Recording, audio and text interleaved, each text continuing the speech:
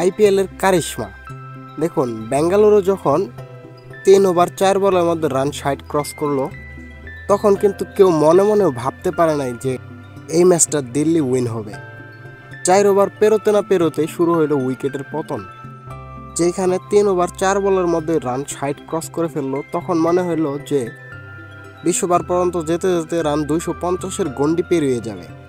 আর বিশেষভাবে আমরা যেমনটা চিন্তা করি, 4 ওভারের মধ্যেই যদি রান 60 ক্রস করে ফেলে, তাহলে স্বাভাবিকভাবেই চিন্তা হবে রান 220 পার হবেই। আর যারা ক্রিকেট নিয়ে বেট করেন, তারা এটা সহজেই চিন্তা করবেন। আর আইপিএলে সব কিছুই হয় উল্টা। আপনি যখন দেখলেন যে 4 ওভারের মধ্যে রান যখন 60 হয়ে গেছে, তখন আপনি অনায়াসে রান 6 ওভারে রাখতে পারেন 80, সেটাও আপ। কিন্তু যেটা হলো বাস্তবতা, সেটা হচ্ছে ডাউন। সেই জায়গাতে রান 6 ওভারে 70ও পৌঁছালো না। আর প্রথম দিকে সবারই সাধারণভাবে চিন্তা ভাবনা হচ্ছিল যে বেঙ্গালুরু জিতেই যাবে, কিন্তু ফলস্বরূপ দেখা গেল কি বেঙ্গালুরুর হার। সো গাইস, যারাই আইপিএল নিয়ে প্রেডিকশন করেন, তারা একটু বুঝে শুনে দেখে চিন্তা ভাবনা করে প্রেডিকশন করবেন। ধন্যবাদ সবাইকে।